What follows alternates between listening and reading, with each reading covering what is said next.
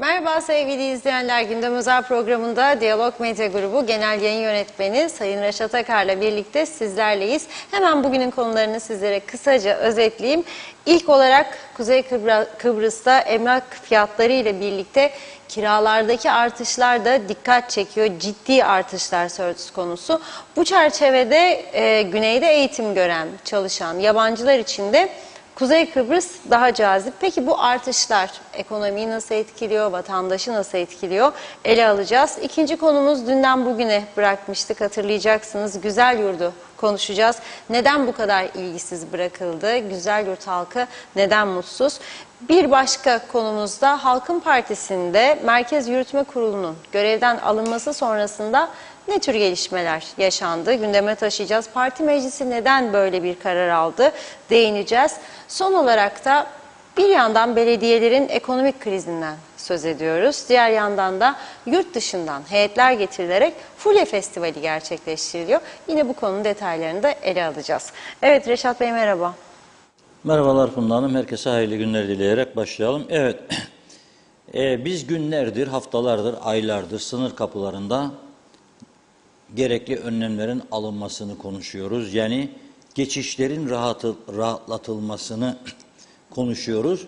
Çünkü dün bahsetmiştik, bu yılın ilk 7 ayında kuzeye geçen Kıbrıs Rumların sayısı 1,5 milyonun üzerine çıkmıştı.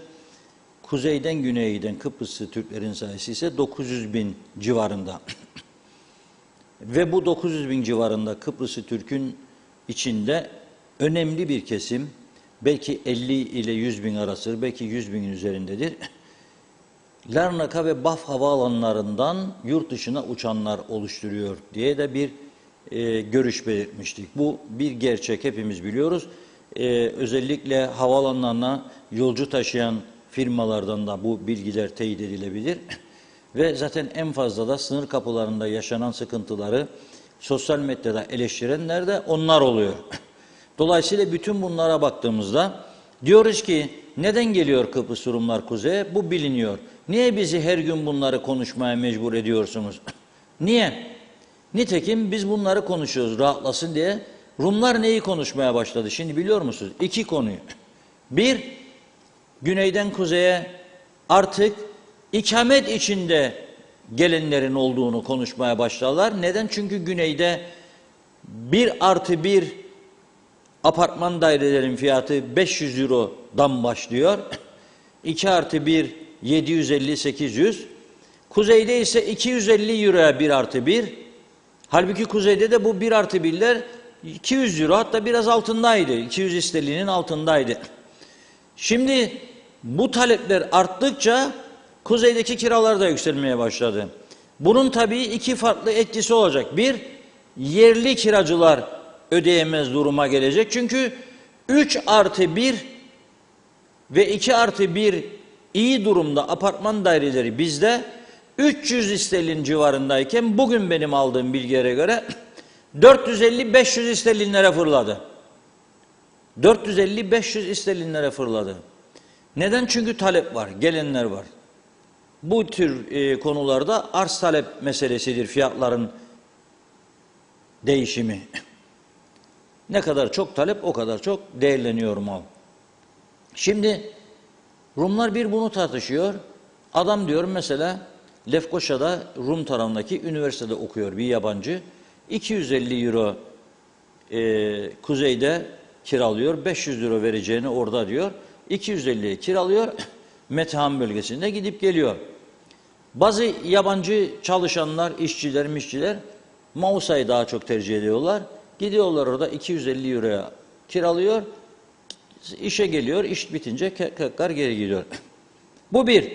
İkincisi, bugün Güney Kıbrıs'taki Esnaf ve Zanatkarlar Örgütü POVEK Genel Sekreteri Stefanos Kursaris önemli bir açıklama yaptı.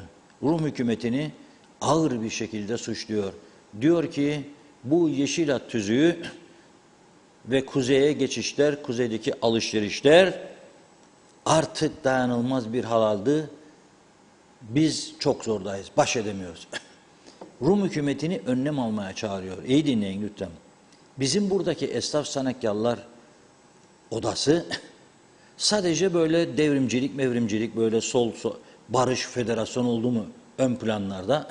Halbuki binlerce üyesini ilgilendiren bir konu var ve bu üyeler sıkıntı yaşıyor barikatlarda beklemelerden dolayı.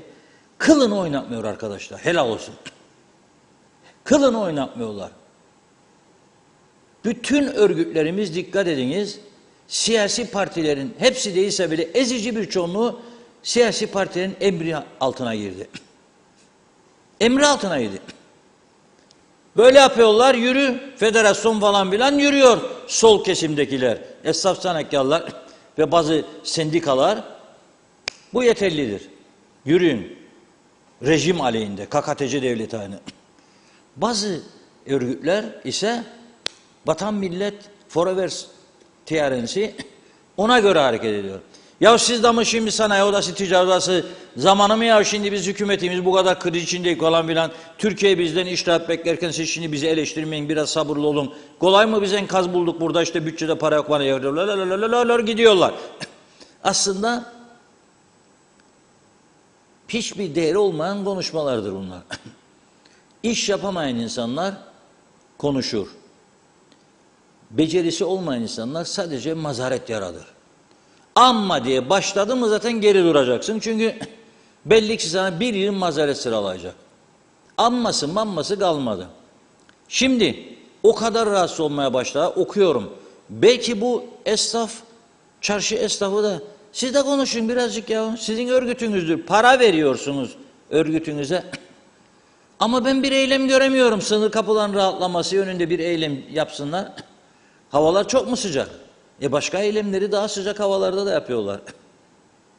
Siz de onlara karpuz kavun ikram edersiniz. Gelirlerse lokmacıda eylem yapsınlar. Karpuz kavun ikram edin, serinlerler o zaman. Su da verin.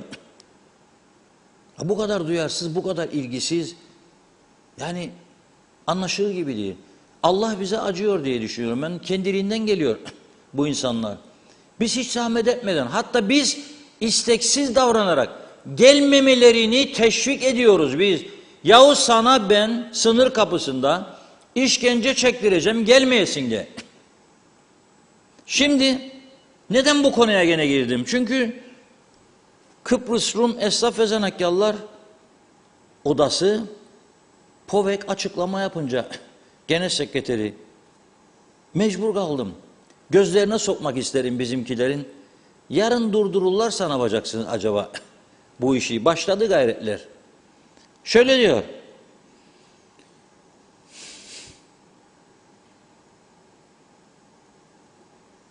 Ham madde, kira ve elektrik fiyatlarındaki artışla ilgili problemlerin yanı sıra işgal bölgesinden diyor yapılan alışverişlerle ilgili durum endişe verici boyutlara ulaşmıştır diyor. İşgal bölgeleri, işgal bölgeleri, elektrik kira ve mağazalar vuruyor başlığıyla veriyor bunu Ali Teha gazetesi. Diyor ki bu Genel Sekreter Kursayız, bu dönem diyor Rumtana'daki mağazalarda bir miktar hareketlilik olsa da diyor bu saydığım nedenler diyor bizi çok olumsuz yönde etkiliyor diyor.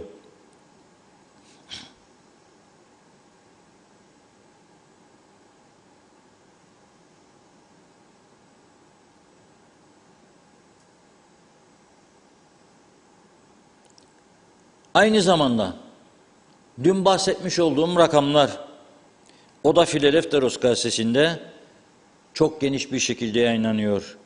Diyor ki Kıbrıs Rumlardan 2022 yılında işgal bölgelerine 1,5 milyondan fazla geçiş diyor.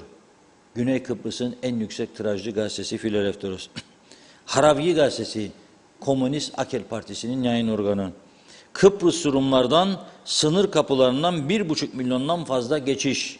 Politis gazetesi, Kıbrıs Rumlar sınır kapılarını işgal etti diyor. Çok güzel başlık kullanmış.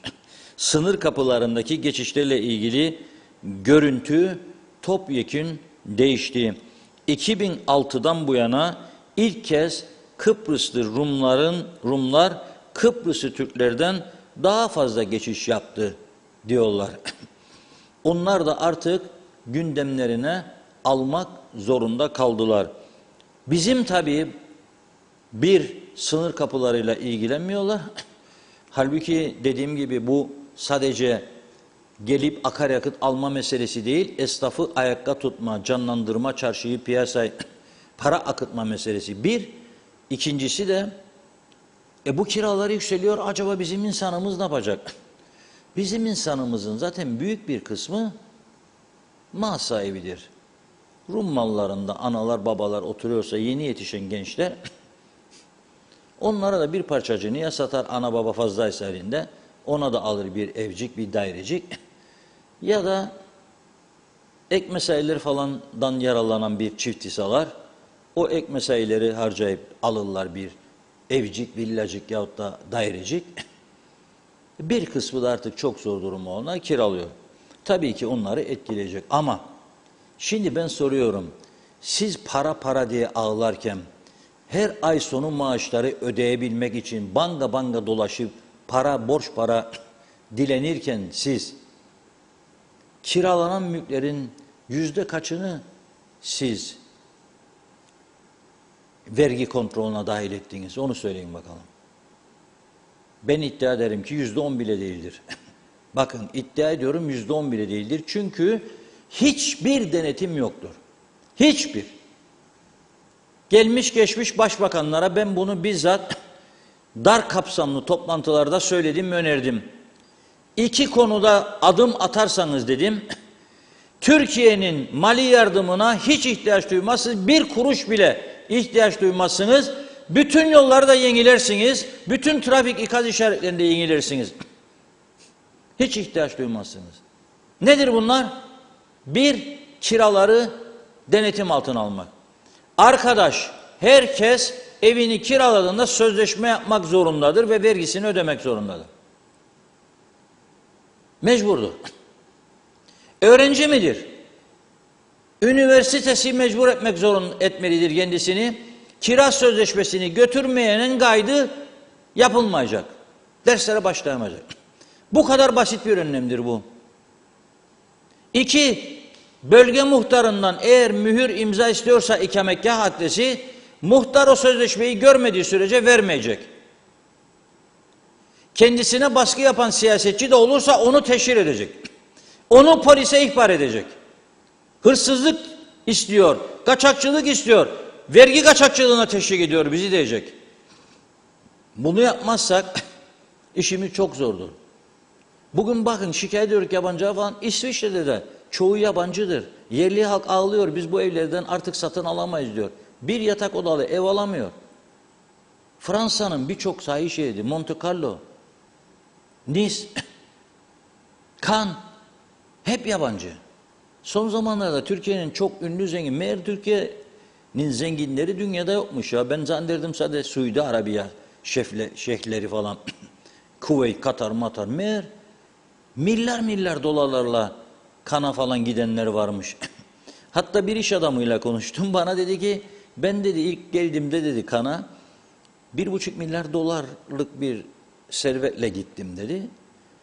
Az Türkçe konuşan duyardım. Şimdi dedi, çok Türk sesi duyarım yollarda dedi. Türkleşti dedi buralar. Demek çok büyük paralar gitti oralara Türkiye'den. Parası olan güle güle kullansın, sorun değil, bizi ilgilendirmez. Ama yani bu her ülkede olan bir sorundur. İngiltere'de de Polonyalıları geri göndermek için Romenleri, yabancıları Brexit yaptılar. Epey boşalma olduğu halde Londra'dan 1,5 milyon Polonyalı'nın geri döndüğü iddiaları var. Ama İngiltere'de kiralar düşmedi, yükseliyor. Çünkü çok yabancı zenginler gidiyor. Gelecek arıyor insanlar kendilerine. Daha güvende olacakları yer isterler. Hem kendileri can mal güvenliği hem paraları için. Şimdi Kuzey Kıbrıs'a da dalga dalga geliyorsa güneyde işleyenler, yaşayanlar da boş atıl vaziyetteki mülkleri kiralarlar, ekonomiye bir katkıdır. Ama bunun vergisini devlet almalıdır. Alamazsa ayakta durmak mümkün değildir.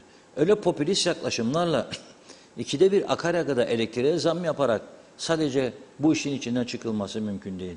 Siz kim kiralıyorsa, alıyorsa parasını, vergi miktarı neyse oranı onu ödeyecek. Ödemeyi zorlayacaksınız.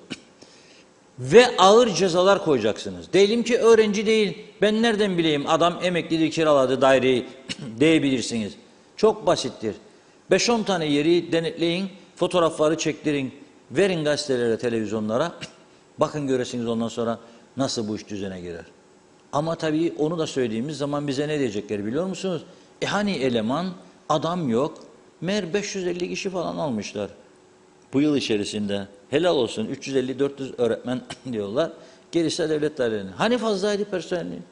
Hani fazlaydı? Durmaz bu işler. Durmaz. Seçim yasaklarına kadar şimdi belediye seçimleri var ya, daha bakalım neler olacak göreceğiz. Ama bu konuda eğer niyet varsa, ciddiyet varsa, eğer ülke ekonomisini güçlendirmek istiyorsalar bu adımları atarlar, biz de onlara destek veririz. Ama ben umutlu değilim pek. Çünkü çok söyledik, hiçbir hareket görmedik. Ne sağdan ne soldan. Hiç kimseden bir hareket görmedik. Ne sağcı hükümetler ne solcu hükümetler. Ne de dörtlüler mötlüler. Hiç olmadı bunlar. Olamaz zaten. Baskı altındadılar çünkü. Dokanmaya kalktıklarında bir partili çıkıyor taşın altından. Ama bu şeyi kırmalıdırlar artık. Partilisi de olsa ne yapayım arkadaş? Oy vermezsen vermeyeceksin. Ben çünkü bu ülkeye hizmet için geldim. Hizmet edersem mutlu olacağım. Etmezsem beni de alsınlar görevden. Onu söyleyerek oturacaksın koltuğa. Onu söyleyerek oturacaksın. Sınır kapılarını dilimizde tüy bitti ya, manşetlerde veriyoruz. Tabii Rumlar da okuyor bunu. Diyor bu Durkozlara bakın, yolluyorlar bizi, yolluyorlar. 1,5 milyon diyorlar. Ve sen hala uyuyacaksın kapılara. 40 tane 50 tane ek muhaciret memuru alsanız bunlar olmayacak, rahatlayacaksınız. Yeni 2 tane kapı açsanız daha da rahatlayacak. Ama kılını oynatmıyor kimse. Heyet kurmuşlar da, bu heyete ekonomik örgütleri de koymuşlar da, Beyarmudundan başlamak istemişler de gitmişler orada da gözleriyle görmüşler, arabalar geçer ha ha ha demişler. Daha ondan sonra toplantı yapıp değerlendirecekmişler. Sonra proje aşamasına gelecekmişler. Siz o aşamaya gelinceye kadar zaten Rumlar durduracak bu işi, ben size söyleyeyim. Ben de size oh çekeceğim. Oh çekeceğim buradan. Tabii ne olacak? Esnaf yanacak. Onlara da üzüleceğim tabii. Ama onlara da devamlı söylüyorum. Oynadın kılınızı diyorum onlara da. Ya örgütünüz olsun, bu esas sanatkarlar örgütü nerededir? Sadece Kıbrıs meselesi olduğunda savcılık, solculuk meselelerinde mi bunlar ön plana çıkacak? Nerededir bu arkadaşlar ya? Niye haklarını savunmuyorlar? Sanayi odası, ticaret odası nerededir bunlar? Niye öne çıkmıyorlar? Sizin üye olduğunuz örgütlerdir. Siz hakkınızı onlardan istemek zorundasınız. Öyle arada bir, 3 ayda bir, 2 ayda bir bildiricik dağıtmak, da hükümete mesajcık vermek. Yok, o hiçbir işe yaramaz. Hiçbir işe yaramaz, söyleyeyim onu. Ama Rumlar ayaktadır. Bakın Rum Esnaf ve Zanaatkarlar Odası Genel Sekreteri diyor ki kira, elektrik, ham madde yetmezmiş gibi onlardaki artışlar işgal bölgelerine diyor kaçıyor halkımız. Oradan alışverişler bizi fena vuruyor diyorlar. Artık bundan bir mesaj çıkar mı? Bizimkiler çıkarmaz mı bilmem. Diğer günlerde konuştuğumuzda bazıları plajda, bazıları yüzme havuzu villasında, havuz başında yüzüp mangalını hazırlayıp akşam için uğraş veriyor. Onun için izlemeyebilir bizi. Bugün Perşembe çift mesai var. İnşallah diyorum odacıklarında klima altında açarlar da duyarlarsa belki bir adımcık atarlar, hareket ederler. İnşallah diyorum. İnşallah. Ama göreceğiz. Umutsuz konuşmayalım, göreceğiz.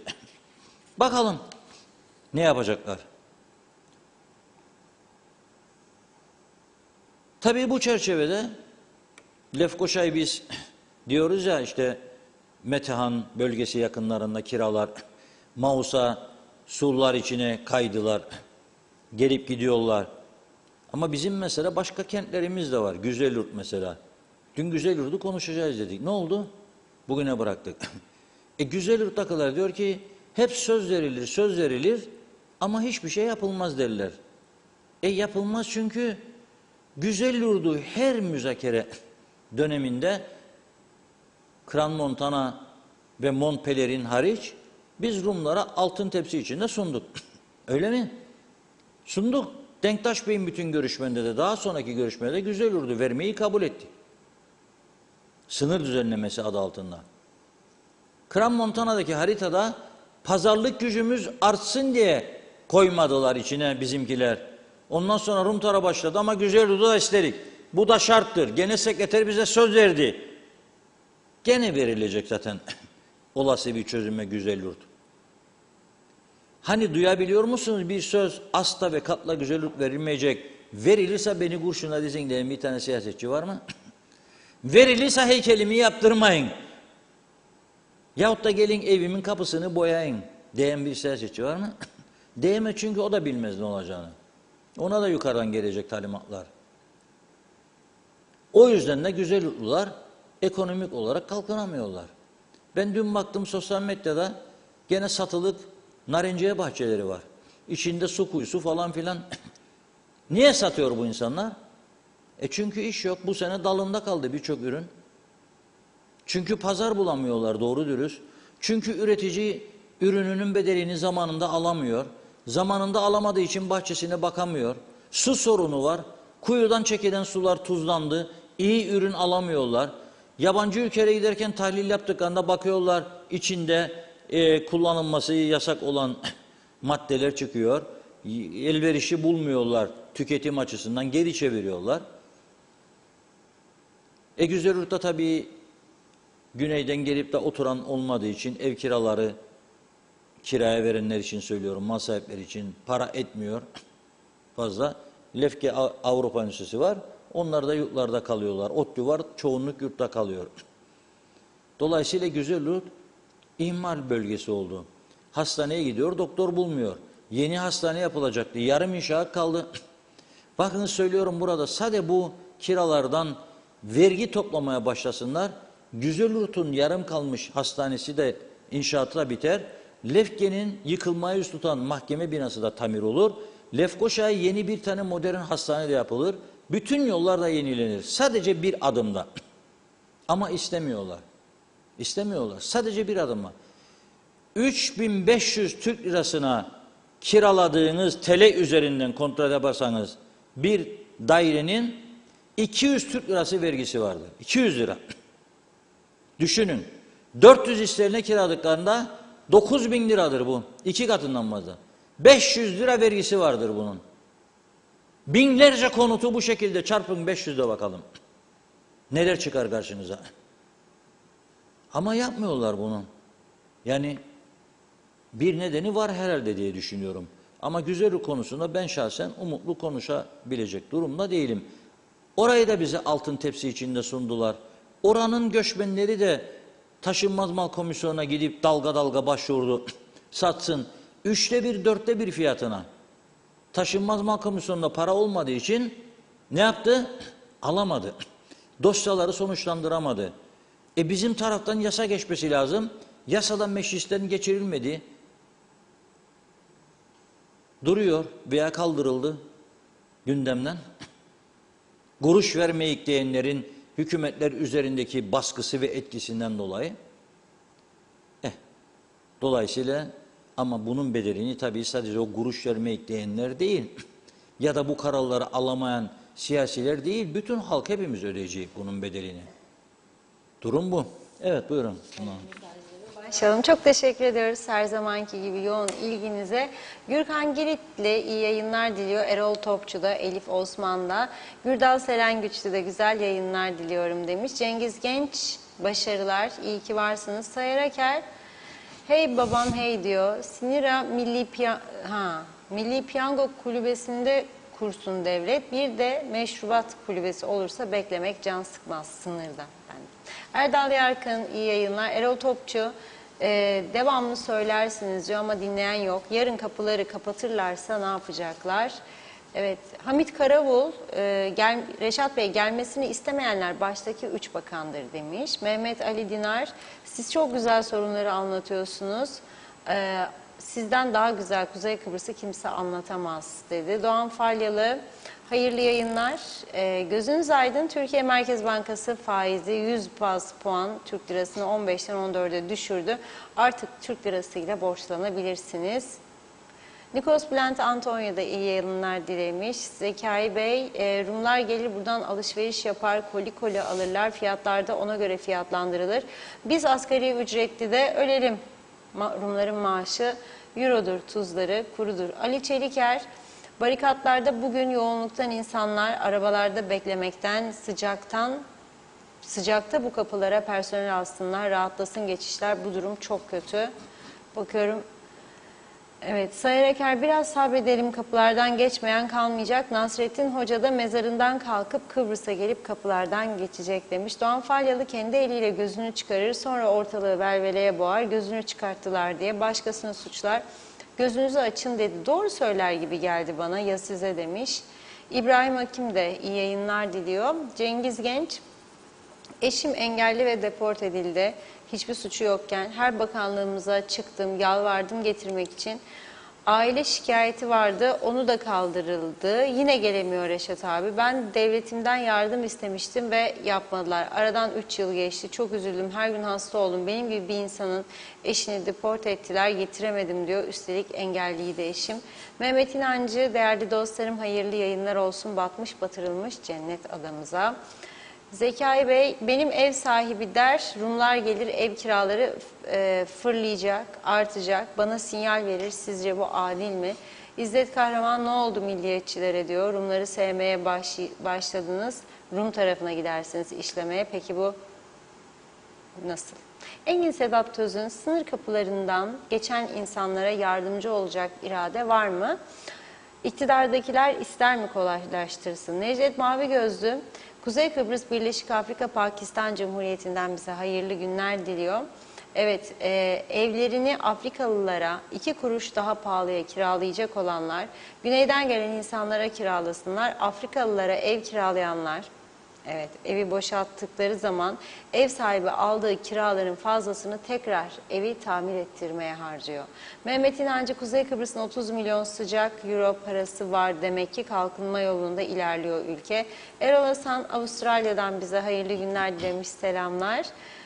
Bakıyorum İbrahim Akim, Beyermudun'dan güneye geçişte İngiliz kontrolü var, dönüşte yok. Batı kapısını dönüşe açsalar bu sorun çözülür. Uğur Allah Kerim, iyi yayınlar abi diyor. Hiç anlayamadım mesajı. Emine Özatilla demiş ki Reşat Bey ev kiraları yükseldi, kiralasınlar Rumları, biz de Türkiye'ye yerleşiriz. 3 kuruş alırkenden ev sahipleri kiraları arttırdı. Gençler ne yapacak, nasıl evlenecek? Kaçıp buradan gidecek. Rumlar bize geçer, bizim insanımız güneye geçer. Reşat Bey, hükümetimiz dese ki KKTC vatandaşı olacaksınız, kabul ederler mi? Çıkarları olmazsa gelmezler. Hayırlı cumalar. Oytun Andaş kolay gelsin demiş. Rum halkına ait bir karış toprak alınamayacağına söz veriyoruz diyor. Bir karış toprak vermeyerek. Hüsniye Emel Özer, Reşat Bey günlerdir sınır kapıları konuşuluyor. Yeni kapılar açılmasını öneriyorsunuz. Yönetenlerden ses yok. Bence kapılar ve kapılar hakkında karar vermek yetkileri dışındadır demiş. Sizce diye soruyor. Oytun Andaş, federe devleti olacağız. Bildiklerinizin hepsini unutun. Kıbrıs'ın nefes borularını açacağız. Federal Lefkoşa Türk Belediyesi sayesinde kuracağımız turizm şubesiyle Larnaka üzerinden adaya, Avrupa ve dünyadan tur turizmi sağlayacağız. 27 Kasım'da o istiyor Oytun Bey. Hatice Gazi, villalar günlük olarak kiralanır. 1000 liradır günlüğü. Evet, Ali Köl, Valencia Portakal Market'te 15 lira. Mehmet Aktunalar, Mausa'da kanalizasyon çalışması nedeniyle bizim evin önünü çok derin kazıyorlar. Şimdi buradan bir testi altın çıkarsa bize mi ait olur yoksa devlete mi demiş. Adem Şakacı Çorlu'dan saygılar. Mehmet Uçaner, güzel yurt, bakirliği bozulmadı. Tek yeşil bölgemiz şimdilik korumak gerek. Ömer Boz Karavezirler, İşin tuhafı seçim geldiğinde en fazla oyu veren yerlerden biri de üstelik güzel yurt. Sonra da yatırım yok diye feryat ederler ve dönüp yine bu hükümete destek verirler. Sularındandır herhalde düşünmeden oy vermek demiş. Turgay Gezen, devlet bütçesine gelir kazandırma bakımından kiralar çok önemli. Kira meselesiyle ilgili olarak çoğunlukla ev sahiplerinin kiracılar için belirlediği rakamlar konuşuluyor ama nedense devlete ve vakıflara ait taşınmaz malların kira bedelleri konuşulmuyor. Bu kiralar benim gözlemlediğim kadarıyla günün koşullarına göre çok düşüktür. Bu da devletin kira gelirlerinden yeterince pay almaması demektir. Acil olarak raiç bedellerin günün koşullarına göre güncellenmesi gerekir. Evet. Zehra Sencer Karpaz'dan sevgilerle demiş. Çok teşekkür ediyoruz. Nazime Nalbant, yeni hafta sonu geliyor. Zorlu günler inşallah geçecek. Bu kadar pahalılık yüzünden halk nereye kadar? Her şey dövizle, kiralık evler de öyle. Sanki insanlar TL almazmış gibi, yazık insan diyor insanlarımıza. Bir de Asya bebeğimize yardımcı olmuyorlar, süt bile uzatmıyorlar. Nasıl vicdanları rahat ediyor? Üzgünüm demiş Nazime Hanım. Bakıyorum Lokman Kara, iyi yayınlar, kolay gelsin. Ramazan Reçber, tüm TV 2020 ailesine, Kuzey Kıbrıs Türk Cumhuriyeti halkına Adana'dan saygılar, selamlar. Abe Hüseyin ne zaman cennetti de şimdi battı diyor. Silah zoruyla alındı, cezasıyla ağlaya ağlaya geri vereceksiniz. Belgin Rıfat da demiş ki son bir iki mesaj okuyup ara verelim. Diyor ki iyi yayınlar. Reşat Bey, insanlar hep almayı seviyor, vermeyi seven yok. Ev sahipleri bilmiyor mu vergi vermeleri gerektiğini? Denetleyen yok, ihbar eden yok. Hangi işleri denetimli ya da kontrollü ki bunda olsun? Biz eğer tek kişiysek ve 2 yatak odalı bir evdeysek ona bile vergi ödüyoruz. Örneğin ben ayda 67 sterlin diyor, 1+1'e ödüyorum. Tabii şanslıyım, kiram düşük çünkü. Evet. Zannediyorum. Evet, tamamladım mesajları. Devam edeceğiz. Sözü Reşat Bey'e bırakayım. Buyurun. Evet, çok teşekkür ediyoruz. Şimdi tabii öncelikler var değil mi her insanın hayatında? Yani mesela bir aileniz vardır. Öncelik nedir? Ailede kendi aile fertlerinizin rahat yaşamasıdır. Çocuklarınızdır, eşinizdir, annenizdir, babanızdır. Onlarla ilgilenirsiniz. Onlarla birlikte sıkıntıları, sevinçleri paylaşırsınız. Fakat bunu yapıyorsunuz ama öte taraftan ülke içinde, memleketimiz içinde sorumluluklarımız vardır. Mesela çöpümüzü çöp bidonuna atmak. Şimdi yazdır. Molya kabuklarını ayıklayıp saplarını sokağa fırlatmak değil. Karpuzu yiyip kabuklarını bir bakkal poşetinin içindeki güneyde artık hemen hemen poşet kalmadı. Çok az kaldı. Kapının önüne fırlatıp sonra kediler, köpeklerin parçalaması, her tarafa yayılması, sinekler, pis kokular. Belediyeler otlar haşereyle mücadele, parasızlık, kaynak yetersizliği gerekçesinden işini yapmaması, temizlememesi ve bir yığın mesele. Öte taraftan da yabancılar aman aman. Bir şey söyleyeyim mi ben? Kimse kusura bakmasın. Ben yabancıların ağırlıklı olduğu yerlere kuzeyde gitmeye başladım ve gerçekten de çok büyük mutluluk duyuyorum. Büyük para akıtıyorlar buraya. Hala daha binlerce İngiliz var ve bazıları iş yeri de kurmaya başladı. Restoran açtı, bilmem ne yaptı. Ya biraz o belediyeler, biraz bu devleti yönettiğini iddia edenler, Turizm Bakanı, İçişleri Bakanı, Dışişleri Bakanı sadece Ankara'dan gelen birkaç mesajı bir hafta 10 gün gecikmeli yayarak görev yapmış olmuyor o bakanlık başındakiler ve çalışanlar. Gezin biraz konuşun bu insanlarla. Nasıl yaşıyorsunuz? Ne tür sıkıntılar var? En çok nereden şikayetçisiniz? Sizin için ne yapabiliriz? Biz sadece peşkeş, ora dokunma, bura dokunma, ben buradayım, bu benimdir, dokundurmam, yaptırmam, etmem, vermem. Belediye başkanları ve diğer siyasiler de İngilizlerden oy alamayacakları için sadece yerlilerin söyledikleri ve isteklerini yerine getiriyorlar. Yabancılara karşı hiçbir yaklaşım yok, hiçbir şey görmüyorum. Halbuki para onlardan geliyor.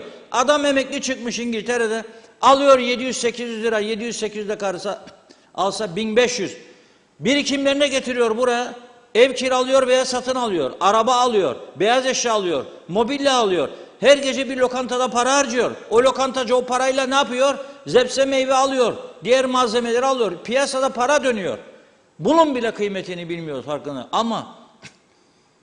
Ama olmaması gereken birçok konuda da devletin en yukarısından en aşağısına herkes orada. Şimdi ben Cumhurbaşkanımızı eleştirmek için getirmiyorum bu konuyu gündeme. Yanlış anlaşılmasın. O da demesin ne oldu ya bu adam beni eleştiri bana saldırıyor. Yok. Ben genelleme yapıyorum. Bu organizasyonu yapan belediyeyi de içine alarak, sorumluların tümünü içine alarak bu konuyu gündeme getiriyorum. Dün gece bakınız ormanlarımız yandı. Ormanlar yandı mı? Büyük çapta yandı ormanlar değil mi? Bütün canlı hayvanlar içinde öldü mü? Tavşanlar, yılanlar, keklikler hepsi öldü. Ormanı olmayan bir memlekette avcılığa izin vermek ne demektir? Efendim üye sayısı çok olabilir.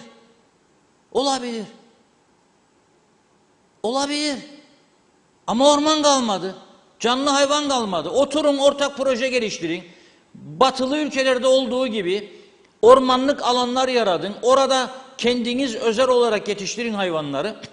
Sonra da belirli zamanlarda sadece o bölgelerde avlama yapılabilir diye zaman zaman açınız, İngiltere'de başka ülkelerde olduğu gibi. Gidin avınızı yapın, zevkinizi yapın. Takın belinize tavşanları gelin. Çünkü orada yetiştiriliyor tüketilmek amacıyla. Ama benim ülkemde güneyde yasak. Bende hala da küçücük kuşçuklar var, pulla. Ve bu büyük bir olaymış gibi bunun festivali yapılıyor. 10. festivalmiş. Getirin bakalım şimdi fotoğrafları. Bu ne ya? Bu ne? Ne iş anlayışı bu? Bayrakların altında. Kuş tüketimini teşvik festivali bayrakların altında. Bunda da bayrak vatan millet sakarı. Bu nedir be kardeşim ya bu? Bu nedir bu? Neyin kurdelesini kesiyorsunuz siz? Ve yabancı da yurt dışından da bir aile ekipler getirilmiş. Dans ekipleri şunlar bunlar. Ne? Kuş tüketmenin bayramını yapıyoruz burada. Olmayan hayvanları şu kadarcık kuşçuklar. Pulla. Rum tarafında yasaktır. Bize gelip alıyorlar bizde. Meyhanelerde de en pahalı mezedir. İstemin pullacık bayım der. Ben masadan kalkar kaçarım. Gördüğümde dayanamam. Bu nedir ya? Ve kimse ses çıkarmaz. Ve belediyeler batmışmış. Belediyeler bitmişmiş. İlaçlama yapamıyormuş, para yokmuş. Yeraltı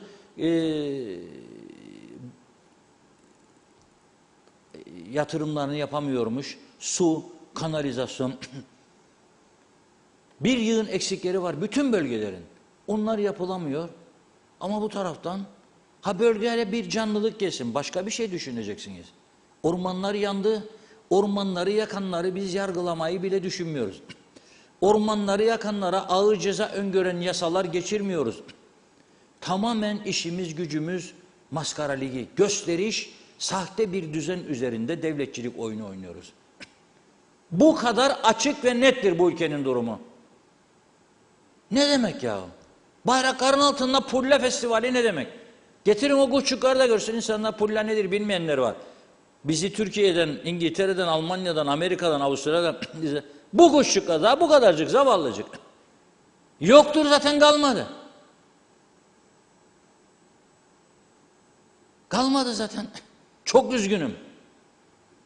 Avcılar istediğini söylesin, isteyen istediği kadar kılsın. Ormanlar yandı, hayvan kalmadı memlekette. Biz insanlığımızı da unuttuk demektir artık. Yani her şey popülizme dayalı, her şey. Bu ne ya bu? Bu ne? Limasolu mu işgal ettiniz de bayrakları çektiniz oraya? Nedir? Neyin bayramı? Neyin dans gösterileri? Başka bir isim bulun. Deniz festivali yapın. Sucuk festivali yapın. Üzüm zamanı şimdi. Güneydekilerin yaptığı gibi. Şarap festivali yapınız. Çıkarın şarapçılığı teşvik edin. Bağların sayısını artırın. Onlar harunlukların sayısını, bağların sayısını her geçen gün daha da artıyor. İmreniyorum, kıskanıyorum ve utanıyorum. Bu kadar mı beceriksiz toplum haline soktunuz bizi bunun içerisinde ya?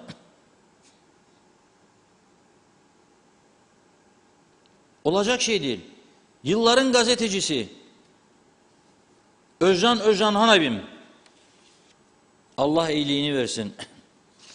Özcan Hanabim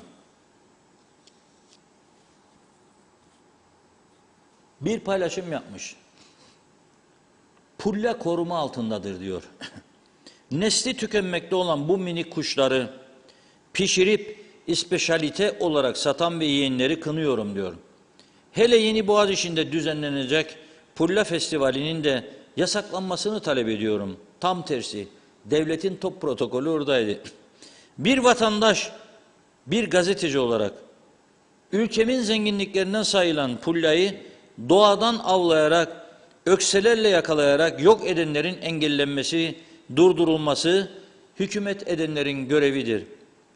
Güney Kıbrıs'ta pulla avlamak yasak, avlanan ve satanlara ağır cezalarla ilgili yasalar yürürlüktedir.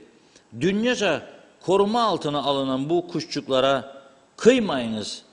Onları yiyerek yutarak damak tadı uğruna yok etmeyiniz. Edenlere engel olunuz. Festivalmiş diyor. Yapmayınız Allah aşkına diyor. Yapmayınız Allah aşkına diyor. Tabii Allah da vatan millet de laftadır birçok insanın. Mikrofon eldeyken şahinleşme saatlerindedir. Vatan millet Sakarya. Gerisini boş ver. Ye pullayı keyfine bak diyorlar. Çok güzel olur. Viskicik de yanında. Bilek, aç yahut da şivazını çek. Ye kuşu. Sana ne ormanlar yanmış, sana ne hayvan kalmamış, sana ne yeşillik gitmiş. Odun gibi, taş gibi, ağaç gibi yaşadın bizi bunun için. Bu kadar. Bir devlet anlayışı budur işte Kuzey Kıbrıs'ta. Onun için hiçbir şey umutlanacak, hiçbir şey kalmadı. Beklemeyelim. Efendim çözüm olsa Rum bizi yutacakmış. Biz zaten kendi kendimizi yuttuk. Ben bu düzende yaşamak istemiyorum.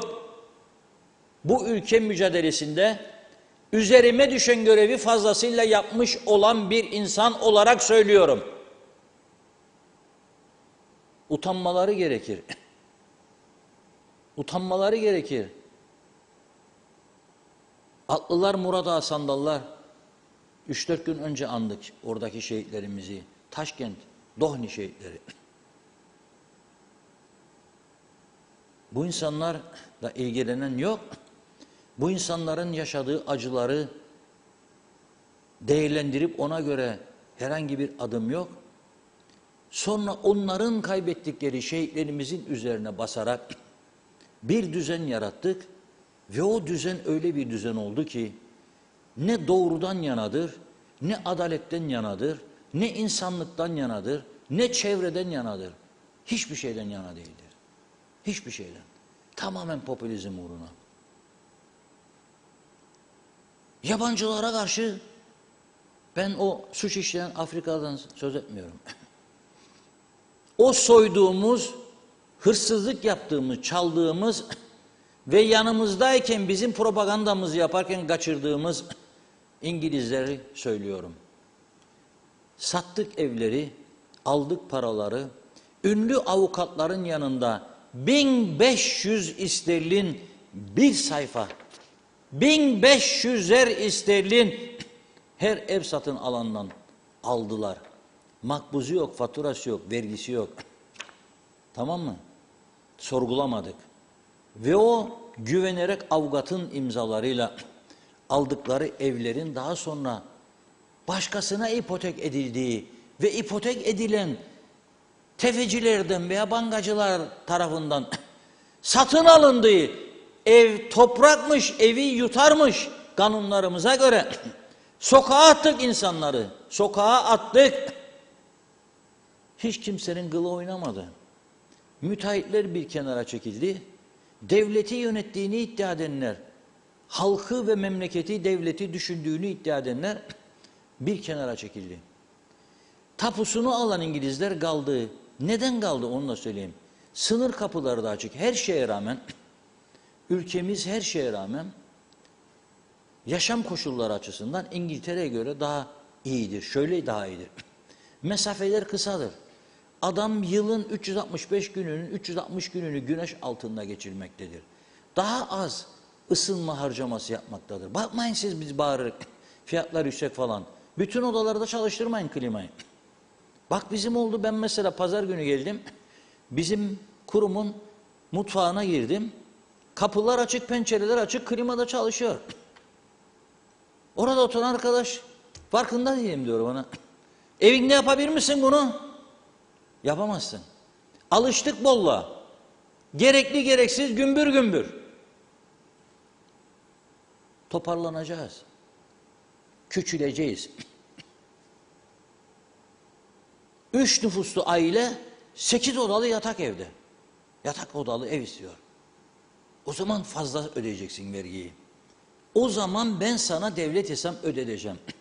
Ama onlar alıyor, o devleti yönettiğini iddia edenler bunları ve yakınları nasıl ödetecek? Burada bir bozuk düzen var. Burada bir sakat uygulama var. Esas meselenin özü buradadır. O zaman ben bu ülkeye her yönüyle adalet getirecek bir düzen arayışına girerim.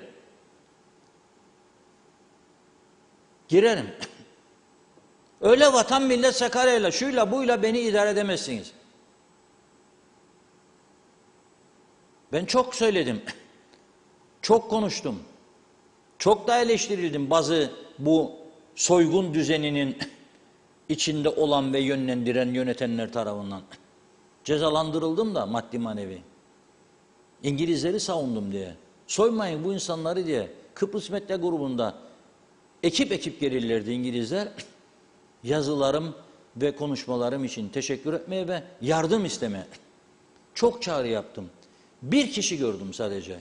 Allah rahmet eylesin, ölmezden önce Raif Denktaş'ı gördüm. Açık artırmayla satılıyordu evleri İngilizlerin. Alsancak taraflarında gitti kahvehaneye. Durun yahu dedi oradaki görevlilere. Durun dedi. Bir çare üretmemiz lazım. Tabii görevde değildi o zaman. Ama onun yarattığı, göreve getirdiği, desteklediği insanlar görevdeydi. Uzaktan baktılar açık artırmaya, gülerek, tebessüm ederek. Olmaz. Devlet hırsızlığın yanında yer alamaz. Devlet soyguncuların yanında yer alamaz. Adaletli bir düzen bu şekilde sağlanamaz. Bu İngilizleri bir kısmını kaçırdık. Gittiler Trafalgar Meydanı'nda, Londra'da eylem yaptılar. Kıbrıs'ın kuzeyine gitmeyiniz. Sakın mülk almayınız. Orada hırsızlık var, soygun var dediler. Be insanlar, siz zaten sizin olmayan malları sattınız. Bir de onun üstüne bir hırsızlık da Rum'un malını İngiliz'e satıyorsun, bir de dönüp İngiliz'i kazıklıyorsun. Hırsızlık üstüne hırsızlık. Ayıptır be bu. Bu utanmazlıktır. Bu resmen soygundur. Bu resmen ağır bir suçtur. Ama kim ilgilenecek bunlarla? Kim bakacak bunlara? Ben o yüzden diyorum, bana güven vermeyen bir düzene ben güvenmem. Asla güvenmem. Ve şu anda da güvenilecek bir ortam olduğunu görmüyorum. Yoktur öyle bir şey. Kime güveneceğim? Vergi ödeyen insanları da bizim gibi enayi olarak görmeye başladım. Enayi. Yok ki sen geleceksin daha sosyal sigorta kayıtlarını benden başlatacaksın. Ben sana adres göstereyim diyorum. Ne gelmez benim geçsin müfettişler. Ben alıyorum bu riski. Ne gelmezler, dolaşalım beraber. 15 saat günde çalışan bir insanım. 1 saat daha onlara harcamaya hazırım. Hadi gelin beraber gezelim. Binlerle kayıtsız bulacaksınız. Binlerce. Ama korkuyorsunuz çünkü işveren falan parti rozet yok kardeşim. Ondan sonra bana şey yapmayınız. Başka savunmalara girmeyiniz. Vatan, millet, Sakarya Forever, morever. Yok. Bana yutturamazsınız artık, yok ki başka insanlara. Hele güneyde çalışmaya mecbur bırakılan insanlara nasıl yutturacaksın sen forever'ini? Sen onu mecbur ettin, gidip orada ekmek parası çıkarıyor. Orada marangoz, orada bulaşıkçı, orada temizlikçi, orada gat temizlikçisi, orada balıkçı, orada kebapçı, orada mezeci, orada ütücü. Nasıl? Orada inşaatçı, yapıcı. Ha bir de onlara sen gidip parayı alıp buraya getiriyorlar. Onlara yardımcı olacağına her gün sabahleyin 8'de iş alan adam 6'da barikatta gitmek zorunda. Orada da ezeceksin kendini. Sana kazandığı parayı buraya getiriyor de. Onu döveceksin orada. Göstereceksin ki orada bir devletsin. Yok ya. Kusura bakmayın. Olmaz. Buyurun Funda Hanım. Mesajlara geçelim. Doğan Falyalı ev kirası diyor 400 pound yani 8.000 lira ve yukarısı. Hadi söyleyin bakalım, asgari ücretli ne yapacak? Yalnız ev kirası için mi çalışacak? Mehmet Şenler kolay gelsin demiş. Tülay Önal inanamadım diyor bayrama. Zehra Sencer yazık üzgünüm, memleketimiz yangın yerine döndü, dibe vurdu. Söylenecek yazacak çok şey var ama et de ellerinde, bıçakta. Hasan Güllü, çam kese böceklerinin en büyük düşmanı pulya kuşu. Sadiye Düşünmez, karnı hiç doymayanlar minicik kuşlardan mı doyacak? Her kim kuş vurursa hastalığında yesin, doğa katliamcılığıdır avcılık. Mehmet İnancı, avcılık kapatılmalı Reşat Bey. Atış yapmak isteyenler poligona gitsinler. Hayvanları vurup öldürenlerin vicdanları sorgulansın diyor. Evet, Eser Yurteri iyi yayınlar dilemiş. Bakıyorum. Kıbrıslı Nevzat Gökçe. Bu ülkenin en büyük sorunu denetimsizlik, adam kayırma ve bana necilik. Gelen hükümetlerin hepsi aynı. Hiçbiri çare üretmez. Avcılar oy potansiyeli olarak görülür. Bu yüzden avcılık meselesine kimse dokunamaz demiş. İsmet Sencer harikasınız diyor. Ahmet Ali ile iyi yayınlar diledi. Belgin Rıfat, emekli İngilizler önce Girne bölgesine yerleşmişti ama trafik kalabalığı, gürültü, kirlilik, pahalılık, bir de suçların artması diyor. Özellikle İngilizlere yapılan saldırılar onları güneye yönlendirdi. Baf bölgesini tercih ettiler. Hem yaşam daha sakin, temiz, düzenli, havaalanı oluşu ve ulaşımından dolayı da kolay oluşu nedeniyle oradalar. Yaklaşık bir emekli çift 1350-1850 sterlin arası maaş alıyor. Eğer özel emekliliği varsa daha da fazla alıyor. BAF'ta onlara çare, yani bakım servisi veren acenteler de var. Filipinli bayanlar çok kaliteli bakım servisi de veriyor. Yani İngiltere'de aldıkları tüm servisi orada da alıyorlar. Biz onları çoktan kaybettik Reşat Bey, çoktan demiş. Turgay Gezen, ben artık yabancıların işlettiği yerlere gitmeye başladım demekle belki de bilmeden çok önemli bir konuya parmak bastınız Reşat Bey. Ben derim ki keşke yabancılar burada süpermarket de işletmeye başlasalar ve keşke bu süpermarketler zamanla tüm bölgelere yayılarak zincir market niteliği taşısa. Sizlere kesinlikle söylerim ki vatandaşın cebine uygun fiyat politikalarıyla bizimkileri batırma noktasına getirirler. Çünkü onlara yabancı diyoruz ama inanın bizimkilerden çok daha insaflı ve çok daha merhametlidirler diyor. Belki de sermaye kesimi içindeki bazı iş insanlarının çözümsüzlüğü savunmasının bir nedeni de budur diye düşünmeden geçemiyorum. Tuncay Arıgan, durumumuz berbat, Allah yardımcımız olsun demiş. Abi Hüseyin, yaşadığımız toprakların kaçta kaçının bizim olduğunu duyduk. Bu toprakları alın teriyle işleyip kazandığımız parayla mı sahip çıktık? Bugün Kıbrıslı insanların torunlarının geleceğini çaldınız. Yarın gün gelecek, sizin çaldıklarınızın cezasını da sizin torunlarınız ödeyecektir. Necdet Mavi Gözlü, şimdi bunu yazıyorum yanlış anlaşılmasın. Benim ne kirada evim var diyor, ne apartman dairelerim. Sadece oturduğum ev kendi malımız. Devamlı yorum yazan arkadaşlar ev kiralarının çok pahalı olduğunu, döviz üzerinden kira ödediklerini, mal sahiplerinin hiç anlayış göstermediğini dile getiriyor. Peki ben de kirada oturan kişilere soruyorum. Sizin kirada eviniz olsa siz evinizi böyle bir zamanda her şeyin fiyatı almış başına giderken ucuza verir miydiniz? Bence siz de vermezdiniz. Günün kiralarına göre Siz de evi kiralardınız. Ha, yanlış anlaşılmasın, ben ev sahibi olan insanların avukatlığını yapmıyorum, beni ilgilendirmiyor. Sadece fikrimi söyledim. Benden bugünlük bu kadar demiş Necdet Bey. Evet, Yalçın Şensoy, bu kadar yangın ve sıcak havaya rağmen doğada yaşamaya çalışan hayvanları, avlamaya çalışan insanları kınıyorum. Avcılığa oldum olası karşıyım. Biz insanların bu doğada yaşama hakkımız olduğu kadar o hayvanların da hakkı vardır. Nazime Nalbant, her gün sizi zevkle dinliyorum. Ne söylerseniz çok doğru Reşat Bey. Halkın derdini, sıkıntısını dile getiriyorsunuz. Keşke sizin gibi çok kişilerin olmasını isterdim demiş. Bana da teşekkür ediyor. Çok mersi. Evet, her gün bizlerlesiniz. Yurt dışından tatile gelenler çok oluyor ama biletlerden dolayı güneyden gelenler oluyor. Halbuki düşürseler şu pahalı biletleri, hem kuzeyden de gelirler, para da dışarıya gitmez, ülkemiz de kalkınır. Bu duyduklarımızda da içimiz çok yanıyor. Bir an evvel ülkenin kalkınmasına yardımcı olun lütfen, saygılarımla demiş. Evet. Bakıyorum, Lokman Kara, Harnup dersiniz, biz keçi boynuzu deriz, fareler yermiş diyorlar, yılanları öldürüp ağaçları savunmasız bıraktılar. Şimdi kuş avcılığıyla zehirli böceklere yol açarız, azıcık akıl demiş. Doğan Falyalı, nelerin var dünya, kuşçuk yiyeceği yerde, kelle yesin ki dili var, gözü kulak var, boğaz kısmı var, beyni var, yesin diyor doyana kadar diyor, parası varsa. Derya Özyiğit, halk olarak gösteriş için büyük evler, son model arabaları seviyoruz. Villa yapıp yakıtını karşılayamayan, sürdüğü arabanın kahrını çekemeyen ama gösterişten ödün vermeyen bir toplum olduk. Şimdi onlar düşünsün dedi. Abi Hüseyin, hala da aynı kötü durum devam ediyor. Arapköy'de Ruslar büyük site yapıp sattılar. Hala bugün 16 sene sonra bile diyor bu insanlar koçan sahibi olamıyor. Özkan Biçmiş, hükümetin işi gücü tambura 4 okka dedi. İsmet Ezel, teftiş cız yazmış.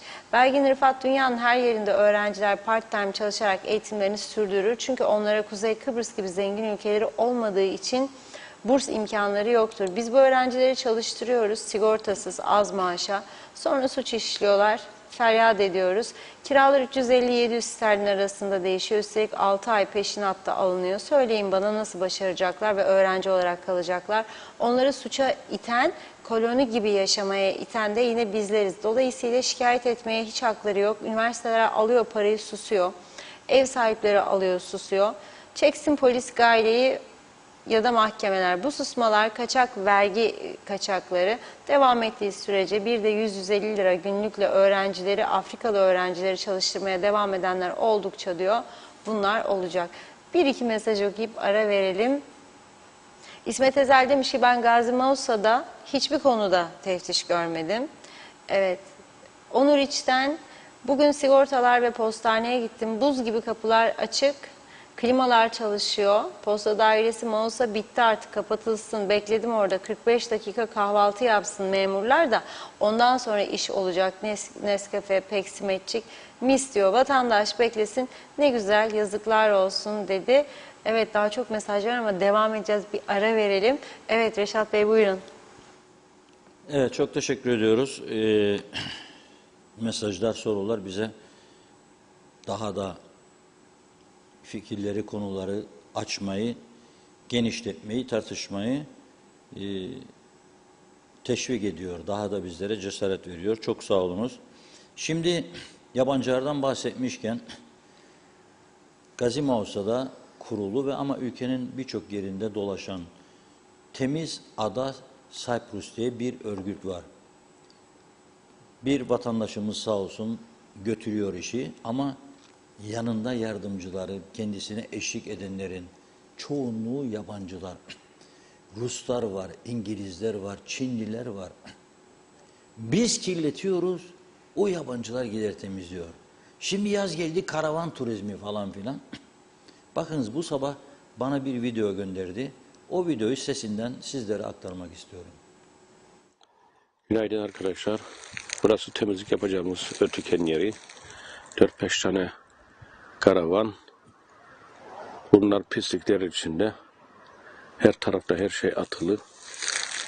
Kimse görmüyor, bilmiyor.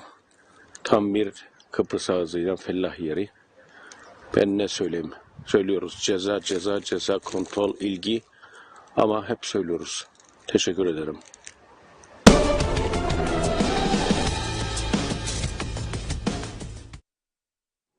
Evet, ben bu Temiz Ada Cyprus örgütünü kutluyorum. Bütün gönüllü çalışanları kutluyorum. Ama bu büyük bir ayıptır bizim için. İstemediğimiz yabancılar, kazıkladığımız yabancılar bizim kirlettiklerimizi gelip temizleyecekler. Böyle bir düzensizlik, böyle bir kötü durum gerçekten çok acayip, çok yazık. Belediyeler, Çevre Bakanlığı var. Yahu rica ediyorum, bakınız lütfen bu bakanlığın adını kaldırınız.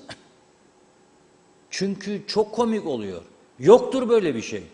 Çevre Bakanlığı diye bir bakanlık tabela olabilir, antetli kağıtlarda olabilir, konuşulurken turizm çevre bilmem ne bakanı denebilir ama yoktur.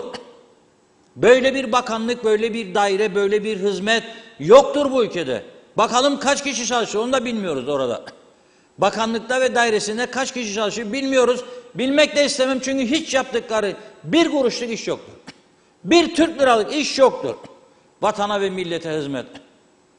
Bu kadar pislik içinde memleket. Yahu Karayolları Dairesi'ninmiş, ekibi yokmuşmuş, araçları 74'ten kalmaymış, çoğu ganimetmiş. Ama artık o Girne'den Lefkoşa'ya gelirken veya Girne'ye inerken Ortarabüc'deki otlar ağaç oldu, yolun içine düştü. Geçerken arabaların üstüne vuruyor, dikiz aynalarını koparacak.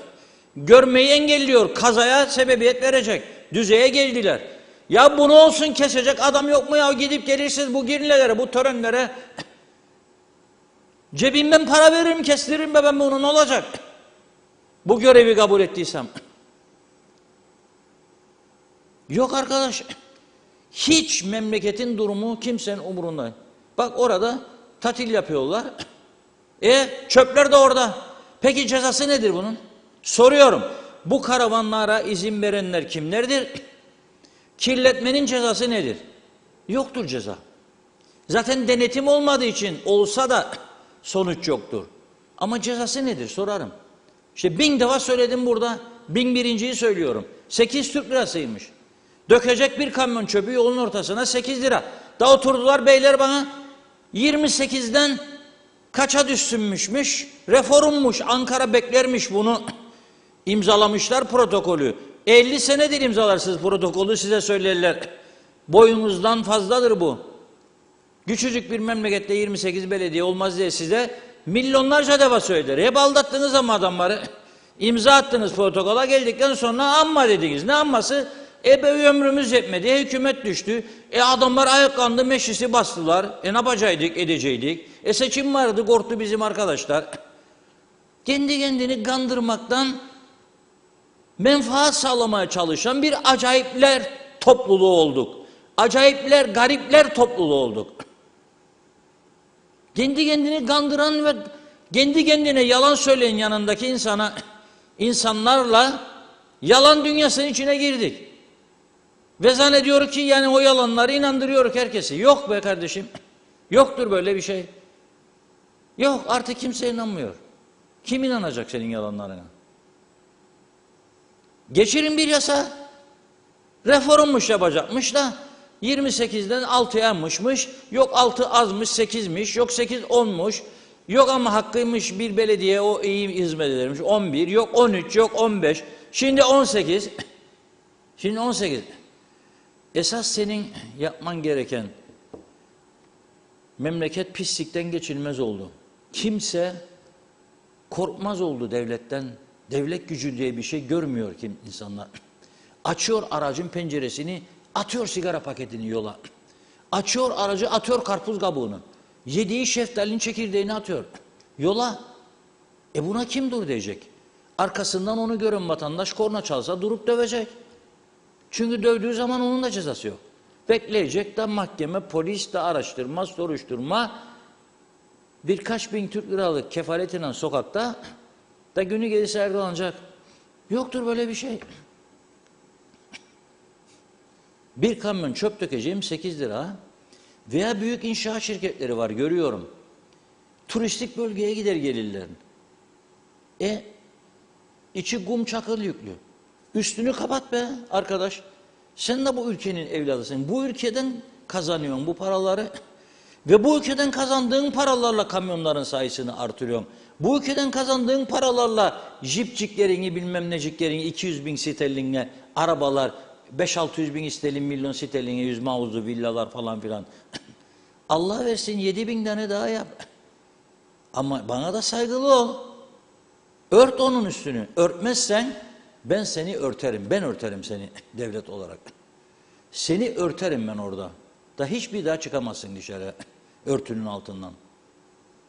Ağır hapislik cezası getireceksin kardeşim. Ağır para cezası ve ağır hapislik. Başka türlü burası adam olmaz. Bu düzen bunu yapabilir mi? Hayır. Bu siyasi düzen bunu yapamaz. Bak iddia etmesinler bana. Ne sağcısı ne solcusu. Yapamaz. Gördük denedik yapamazlar. Çünkü 150 kişilik o parti meclisleri var ya, o parti meclisinde her tarafı temsil eden adamlar vardı. Ne var bize mi sözünüz geçer falan dedi mi o da gider orada bağırır. Yakarım bu toplantıyı der, yıkarım ben. Korkarlar geri adım atarlar. Yapamazlar. Ama ne iddia? 10 tane parti her birinin 150 tane parti meclisi olsa 1500 kişi. Kıbrıs'tır be kardeşim burası. Ve 300 bin nüfustan 400 binden bahsederek. 1500 tane parti meclisi yönetecek bütün memleketi ya. 5 kişinin yönetebileceği ve çok güzel yönetebileceği bir ülkedir burası. Ama böyle çalma çırpmalara göz yumarak, onun bunun menfaatçiklerini koruyarak, Hasancık, Hüseyincik, Mehmetçik, Ayşecik, Fatmacık yapamazsınız bunu. Veya sendikal baskılar altında yapamazsınız. Bak örgütleri sayın. Bir arkadaş gönderdi, pandemi sürecinde esnaf ve zanaatkarların yaptığı eylemi gösterdi barikatta. Onda da bizim katkımız var. Her gün bağırdık buradan. Hatta ve hatta ben Hürrem Tulga arkadaşımıza hatta da koordinatörleri, eski başkanları aradım. Defalarca buraya davet ettim. Burada konuştum dedim. Yürüyün be biraz, yürüyün be dedim biraz. Da battı bu memleket. Yaptılar. Ondan sonrası ne oldu? Şu anda ne oluyor? Hiçbir şey. Yalvar yakar sanayi odası, ticaret odasını da gönderdik bir gün otelcilerle. Gittiler o kadar. Orada kaldı. Gene geleceği dediler. Peşini bırakmayacak dedi. Ne oldu? Güneş vardı doğru. Unuttum onu. 38 derece sıcakta klima altından çıkıp da oraya gitme var mı? Var mı böyle bir şey? Yoktur. Niçin yapacak sonra bunu? Kendi zaten iyidir durumcukları. Bak bugün Türk parası faizlerini 1 puan düşürdüler diye dolar çıktı 18'in üstüne. Onlar şimdi hesap makinelerinde 50 kuruş yükseldi ya dolar ya da 1 liraydı ilk sonra biraz tokat vurdular orada döviz bozuyor herhalde Merkez Bankası. 50 kuruş falan yükseldi 50 sent dolar diye hesap makineleri çalışır şimdi. Hesap makineleri çalışır. Oyuncağa ne koyacağım? Bisiklete ne kadar koyacağım? Yağa ne kadar koyacağım? Pirince ne kadar koyacağım? Onlarla uğraşıyoruz. Bu ülkede sen de yaşıyorsun benim gibi, o biri gibi. Hepimiz mutlu olursak sen de mutlu olacaksın. Herkes mutlu olmasa nasıl olacak? Bu çöplerin arasında ben nasıl mutlu olacağım? Her gittiğimiz yerde sinekler yiyor bizi. Her gittiğimiz yerde. Yüzümüze, gözümüze falan filan, her tarafımıza. Her tarafımıza. Ben bugün gözüme krem sürmek zorunda kaldım. Ya nasıl memleket oldu bu? Ben nasıl umutlanacağım sizin bu yarattığınız düzenden? Nereye kaçacağım, kurtulacağım? Sahil kenara gitsem oralar da pis. Nereye gitsem aynı durum, aynı rezillik. Yani mecbur edersiniz bizi, Rumlar bu yani gelirken biz de gidip Larnaka'da yaşayalım. Leymosuna gidelim, işimiz burada. Olmaz değil mi? Ama gün gelecek belki de öyle olacak. Çark öyle dönecek. Yani bu ülkeyi yönettiğini iddia edenlere söylerim. Bu koltuklar geçicidir hepimize. Bu koltukları sen doldurabildiğin sürece mutlu olun. Dolduramıyorsan ileride mutsuz olacaksın. Şimdi mutlu görünsen bile. Şimdi pazar gelip sonra yaşa çok yaşa. Facebook'la da paylaşım. O kandırmasın sizi. O geçicidir. Bugün içindir. Yarın daha güzel şartlar önlerine konduğu zaman mutlu olacaklar. Bakınız Rumlar çok güzel bir taktika geliştirdi. İleride bunu bizim için de uygulayacaklarını hepimiz bir an için aklımızdan geçirelim. Nedir taktika bilir misiniz? Şarkıdan önce söylüyorum ki sizi böyle derin düşünmeye sevk edeyim. Dün çalamadığım, yayınlayamadığımız bir hafif parça vardı. Onu düşünürken böyle verin kendinizi denizlere ve düşünmeye başlayın. Güney Kıbrıs'a giden kaçakların çoğu Suriyeli ve diğer ülkeler, Afrikalılar bizim üstümüzden gidiyor. Bana ne be der bizimkiler? Ben mi düşüneceğim be gavuru der. Mahvoldular tabii o tarafta onlar da. Onlar da düşünsünler çözümsüzlüğün zararını, tabii ki hizaya gelirler diyorum ben sadece. Yoksa taraftar değilim buradan oraya adam kaçırılmasına. İnsanlık suçudur bu. Ama adamlar ne yapsın? Bir baktılar ki Avrupa yasaları çerçevesinde siyasi sığınma isteyenlerin sayısında patlama var. 15 bin kusur insan sığınma istiyor Rum tarafından. İçinden çıkamayacaklar. Baf'ın yarısı yabancı oldu diyorlar. Ne yapmaya başladı şimdi Rum yönetimi? Charter seferler düzenleyerek, charter, uçak seferleri, ödüyor uçak şirketlerini. Ayrıca diyor bunlara adam başı 500 ile 1200 euro para vereceğim kelle başı. Küçük yere 500, büyük yere 1250 euroya kadar. Hem alacağım paracı mesela 4 kişilik bir aile ortalama 1000'den koysam 4000 euroyu. İyi para bir Suriyeli için, bir Nijeryalı için. Çok iyi para. Memleketine yollayacağım seni uçakta. Hadi. Eksoboci. Güle güle yani. Yolla diyor ve başarılı oluyormuş bu siyaset. Şimdi bizim İçişleri Bakanımız bir şeyler yapmaya çalışıyor. Yeni gelen İçişleri Bakanı. 1000 kişiyi sınır ettiğini söylemiş. Baktım sosyal medyada. Ama bunların uçak paralarını da biz verdik. Yahu hem istemen hem uçağı koyup da yollayınca o da suç. Ama ben soruşturdum. Son zamanlarda uçağı koyup yollamazlarmış. Son zamanlarda kelle başı 100 Türk lirası verip gemiyle yollarlarmış Türkiye. Türkiye'de bunları göçmen kamplarına göndermiş. Oradan da ülkelerine. Bu böyleyse eğer büyük bir mutluluk duyuyorum bundan. 100 lira kelle başı. 1050 lira da kelle başı ödül koysunlar diyorum.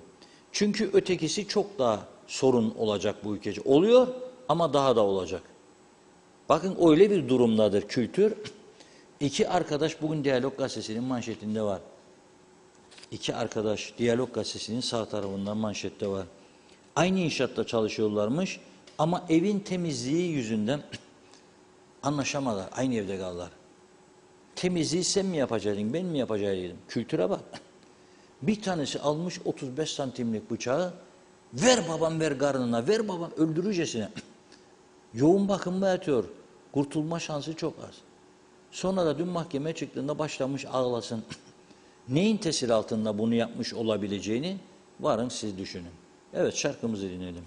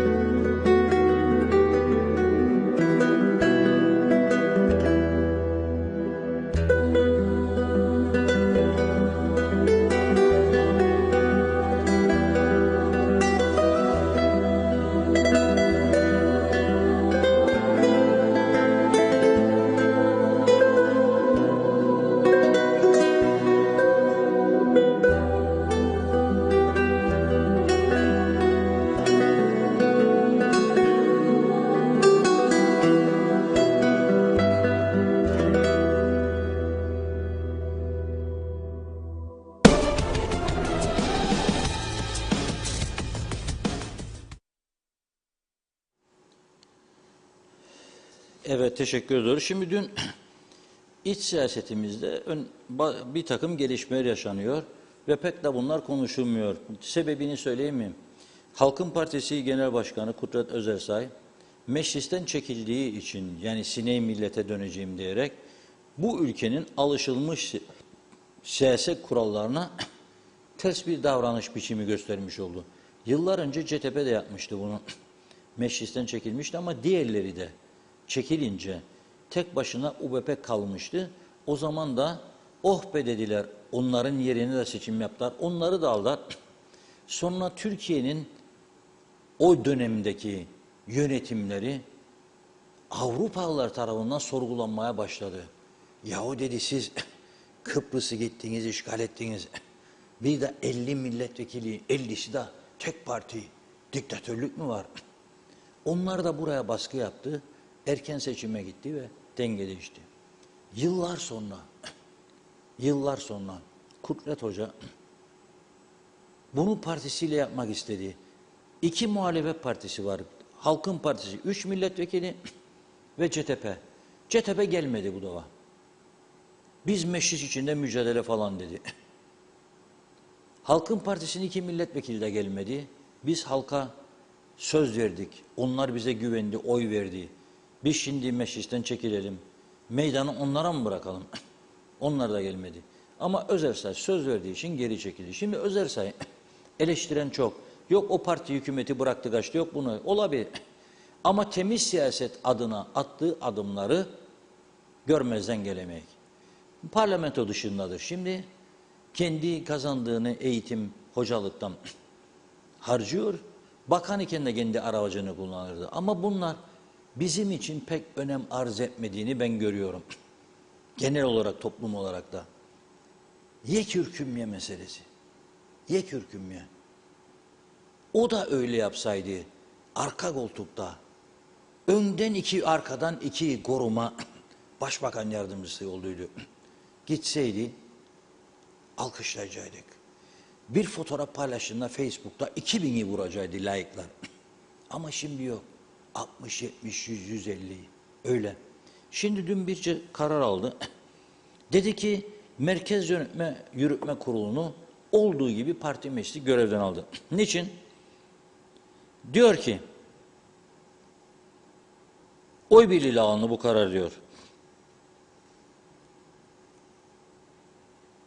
Parti başkanı olarak ben de dahil kişiler gelip geçidir. Asıl olan kişiler değil, partinin ilkeleri ve ülkeye yararlı bir mücadele ortaya koymaktır. Toplumun menfaati. O nedenle dönem dönem çeşitli sebeplerle bu türden görev değişimleri olabilir, güven tazelemek gerekebilir diyor. Neden bunu aldı? Şimdi hatırlarsanız bir süre önce Avustralya hükümetinin aradığı çete reisi olarak tanımladıkları biri vardı. Mark Buddle. Bu ne oldu? Avustralya istediği için Türkiye'de buraya mesaj gönderdi. Bu Avustralyalıyı gönderin bize, biz de ülkesine. Neden? Çünkü bu Buddle kamu düzeni ve güvenliği açısından sakıncalı biriymiş. Bunu bizim İçişleri Bakanlığımız açıkladı. Temmuz ayı başlarında KKTC'den sınır dışı edildi. Ondan sonra bu Avustralyalı'nın araştırma yapıldı. Kıbrıs'taki ortakları bulundu. Kurduğu şirketler ve şirkette ortak görünen ve direktör görünen. Bunların bir tanesi Halkın Partisi ile ilişkili çıktı. Hatta bir tanesi de eşinden dolayı ilişkili çıktı. Bunun üzerine Halkın Partisi bu Merkez Yönetme Kurulu'nu dağıtma kararı aldı diye duyduk. Şimdi bugün farklı bir gelişme daha oldu veya olabilir diye söylentiler vardır. Daha doğrusu Kudret Özersay'ın da teyit ettiği bazı önemli makamlardan bilgiler vardır. Bu bilgiler çerçevesinde iki avukat ki Halkın Partisi ile ilişkili olan insanlardır. Yürütme Kurulu'nun görevden alınmasına dek ilişkili. İkisinin de banka mevduatları ve taşınmazlarının işlem yapılması durduruldu diye bu konuda Merkez Bankası ve savcılığın harekete geçerek mercek altına aldıklarına dair iddialar vardır. Fazla detaya girmedim çünkü bizim de kendimizin ilgili makamlarla konuşup teyit etmemiz gerekiyor.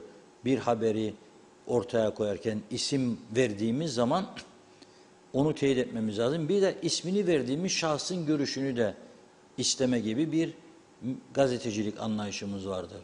Ha biz talep ettiğimiz halde eğer görüş vermiyorsa o zaman bizim tek taraflı yayınlama hakkımız vardır ama o tek taraflı haberi yayınlarken de ilgili mercilerden teyit etmek lazım. Yoldan geçerken biri bana geldi böyle dedi. Adam gözüyle görmüş ya o da bana söyledi ben de sana söylerim. Yoktur bize. Öyle bir anlayış yoktur. Öyle bir anlayış. Bu yüzden de bazıları zaman zaman bize kızıyor. Ben sana bir ihbar yaptıydım ama söylemedin. Ya birinci sen bana ihbar yaparken yazan sakın adımdan söz etme. İki, yaptığın ihbarın doğruluğunu ben araştırmak zorundayım da ondan sonra birilerine laf söyleyeyim. Suçu da yoksa yani sen belki senin onunla kişisel sorunun var. Ben nereden bileceğim?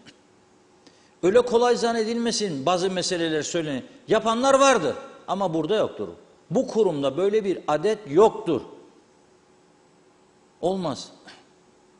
Onun için çoğu zaman programda geç başlıyoruz. Onun için işlerimiz kolay bitmiyor. Küçücük ülkede araştırıp kaynağından doğruyu bulup öğrenmek çok zordur. Teyit etmek çok zordur.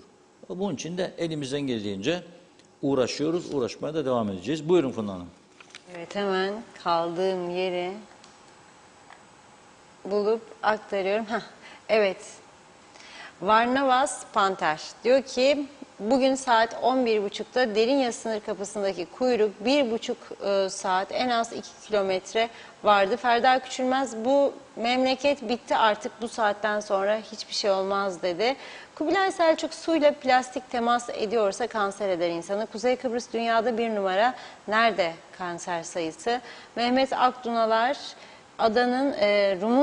Adam Rum'un malını satıyor başkasına ama bizim tapu dairemiz de bu satışı onaylıyor ki koçanı çevirebiliyor başkasının adına demiş. Hasan Nihat Erduran ambargolu ulaşımsız ekonomi olmaz, rekabet edebilirliği olmaz. Ulaşım özel sektörün önünü açar, ekonomi toparlanır. Esas ulaşımdır, ambargolardır, gerisi evi tertiplemektir demiş. Cengiz Gusella Güzelay, sevgili Reşat abi şimdi bir şey diyeceğim yine birçok düşman edineceğim. Mevcut statükonun baş müsebbipleri emlak satıcıları ve müteahhitlerdir. Perde gerisinde ne hukuksuzluklar çevirdiklerini en iyi bilenlerdensiniz. Güneydeki malını satan kuzeyde rezidanslarda dikip emlak imparatoru oldu. Yurt dışında parayı kazandı, kara para aklayıcıları, tümü ganimet toprakları kendilerine mülk edindiler. Oysa hırsızlık mal alanlarda satanlar kadar suçludur. Artık o kadar pervasız davranıyorlar ki geçen hafta Yeni İskele bölgesinde iş kazasında ölen kişi kaçak inşaat, kaçak müteahhit, kaçak sözün bittiği yerdeyiz. İyi yayınlar. Doğan Falyalı duyduklarına, gördüklerine, işittiklerine tümüne bir çizgi çek diyor. Ya siz çizgi mi çekeceksiniz yoksa mühür mü vurursunuz? Derya Özyiğit karavan bölgesine izin verirse denetleyip ceza yazması gerekir o bölge belediyesinin. Evet, Kıbrıslı Çaytozlu hayırlı yayınlar diliyor. Oğuzhan Karabardak. 48 yıldır Murat Ağa atlılar, sandallar, şehitler köyleri üstünden vatan millet Sakarya nutukları atarak şehitlerin üstünden siyaset yapanlar köylerimizde taş üstüne koymadılar. Gençler ev yapar yol yok, elektrik yok, sular köylerimizde arada bir akar akmaz diyor. Nerede o vatan millet Sakarya nutukları atanlar, mangalda kül bırakmayanlar gelsin yapsınlar da görelim demiş. Abe Hüseyin Temizada Kıbrıs teşekkürler diyor Vicky Burke. Bizi utandırıyorsun bizim kirlettiğimiz toprakları temizlediğiniz için. Derya Özyiğit de yazıklar olsun diyor karavan sahiplerine çok ayıp. Sayır Aker ne battık ne de batırıldık yazdı bu kadar. Evet, Kubilay Selçuk medyada kim daha çok söz konusu olursa oyları artar. Dünyayı devletler değil medya tüm ülkeleri yönetiyor. Belgin Rıfat ne kadar ayıp bir şey. Kendi çöpünü çöp bidonlarına atamayan insanlarız. Bekliyoruz yaşlı başlı insanlar gelip etrafı temizlesin. Çok basit bir şey, herkes çöpünü çöp torbasına koyacak, evine getirip çöp bidonuna atacak. Ya da yolda giderken yine aynı şekilde çöpünüzü dışarı değil, eve gelince kendi çöp bidonunuza atacaksınız. Biz öyle yapıyoruz. Hasan Nihat Erduran, çevre dairesi memurları resmi hizmet araçları olmazsa dış göreve gidemez demiş. Vergi cenneti olduğumuz için karayollarına işçi alınamıyor. Sayıştay'ın denetimlerinde yetersiz kaldığı batık belediyeler sudan kazanıp personel öderken hizmet veremiyor. Belki 63 işgali, istilası biter ve ambargolar kalkar da herkes kazanır, rahatlarız. Sayar Aker, Rumlarla ortak lokma festivali yapsak moral buluruz demiş. Mustafa Çetin, Sayın Akar, bugünkü konuşmanız beni çok duygulandırdı. Söylediklerinize tamamen katılıyorum. Kıbrıs'ta yaşayan bir azınlık toplum olarak buraya yerleşmeye gelen yabancıları teşvik edeceğimize geriye itiyoruz. Onların fikirleriyle, öğrenimleriyle işlerimizi yöneteceğimize birçoklarını kazıkladık dedi. Güzin Atik, Mausa Sosyal Konutlar Bölgesi lağım kokularından dolayı bu yaz günlerinde ne içeride ne dışarıda oturulur. Bir de yerler seni. Arabalar yoldan geçerken diyor, camları da, orasını çözemedim. Ama diyor ki böyle pis kokular ve çevre kirliliği içinde yaşamak bu zamanda olur mu demek istedi yani. Bize en yakın olan Rum tarafından biraz örnek almaları gerekir. Mümin Özata, sınırlardaki sorunları çözmek bu kadar zor mu yoksa çözmek mi istemiyorlar demiş. Cumali Avşar, iyi yayınlar. Cengiz Güzelay, İyi ve güzeli yapmaya alışık değiliz bir işe başlamadan. Ne yürüteceğiz hesabı yapılıyorsa icraat beklemeyiniz. Lafı güzel eleştirenler de haindir, şudur budur diyerek 48 yıl yalan dolan haksız kazanımlarla tüm hukuk dışılıkları olanlaştırdılar. Sanırım başımıza eli topuzlu çoban isteriz dedi. Doğan Falyalı, yok tam da bugün Adnan Şenses'in Kara Ali geldi düğüne yakışır demiş. Necdet Mavi Gözlü, bugün başka yorum yapmayacağım dedi ama dayanamadım, ihtiyaç duydum. Evet, nüfus 350-400 bin diyorsunuz ama her geçen gün artıyor. Diyalog gazetesinde okudum, sadece 110 bin talebe varmış. Herhalde kayıtlı olanlar, bir de kaçak nüfus ne kadardır diyor. Geçen gün Girne nüfusu da 110 bin denmişti. Lefkoşa, Mausa, Lefke, Güzelyurt, Yeni İskele, bunları da eklersek diyor, nüfusumuz 1 milyonla 1,5 milyon arasında bir nüfus var. Sabahattin Rahimoğlu, 4 domates, 8 salatalık, 12 soğan, küçükmüş ama, 5 adet patates, 1 demet maydanoz almış, artı 1 duvar pili, tam 108 lira. Öyle bir lüks ülkede yaşıyoruz ki Amerika bile bizi kıskanır. Günay Şeher'le, güç kimse ise hukukta odur, güçlü odur. Kuzey Kıbrıs'ın bürokrasisine baktığım zaman bir adım genişleyemedik. Ne siyaset ne hükümetler. Ülkemizde gevşek çalıştılar. Durumumuz garip değil mi? Bütün dünya şimdi iklimleri konuşuyor. Yalan dolanla yetinelim biz demiş. Evet, bakıyorum. Özal Zayıfoğlu, Kıbrıs Türk'ü çalmadığı için Kudret Özersay'ı desteklemedi, sevmedi dedi. Bu kadar net, gerisi hikaye. Hatalara bakacak olursak şimdiki siyasilerin %90'ını asmak lazım. Hikaye okumasın Kıbrıs Türk'ü diyor. Mehmet Akın protesto demiş, vatandaşlıkları konuşun diyordunuz değil mi siz hep? Evet, vatandaşlıkları. Bakıyorum, zannediyorum tamamladım. Mehmet Akın, sesimizi duyurun artık Reşat Bey. Muhittin Yangın'da sığınacak tek liman kaldı. Kıbrıs Cumhuriyeti nokta demiş. Zannediyorum tamamladım.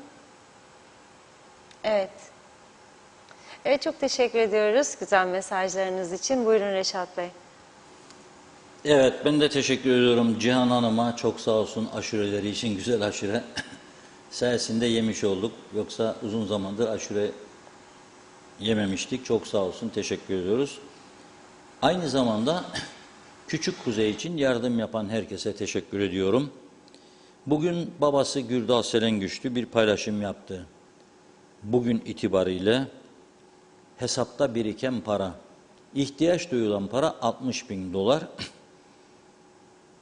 Ziraat Bankası Gürdal Selengüçlü adına açılan hesapta ve son günlerde Türksel veya Telsim hattından SMS 3205'e 20'şer TL ama sınırsız 20 20 göndermek mümkün. Yapılan yardımlar sayesinde Dün biliyorsunuz açıklamıştım, 100.000 Türk lirası Merit Otelleri yöneticileri yatırmıştı. O yatırımla 100.000 lirayla bir anda rakam büyüdü. 310.000 Türk lirası, 1950 Amerikan doları, 210 euro, 245 de sterlin var şu an hesapta. 310.000 Türk lirası yaklaşık 17.222 dolar ediyor. 1950 dolarda koyduğumuzda daha 18.000'e gelmiş değiliz. Ama umut verici bir duruma geldiğimizi söyleyebilirim. En azından 1/4'ü aştık ihtiyacın. O yüzden çağrı yapıyorum. Lütfen daha fazla zaman geçirmeyelim. Bir ay gibi bir zaman kaldı. Küçük Kuzey'in yürüyebilmesi için bağışlarımızı yapalım. Aileyi, çocuğumuzu umutlandıralım. Ve inşallah ameliyat sonrasında hayata kavuşturalım. Yürüyebilsin, koşabilsin arkadaşlarla birlikte. Bunu yapabilecek durumdayız fazlasıyla. Fazlasıyla.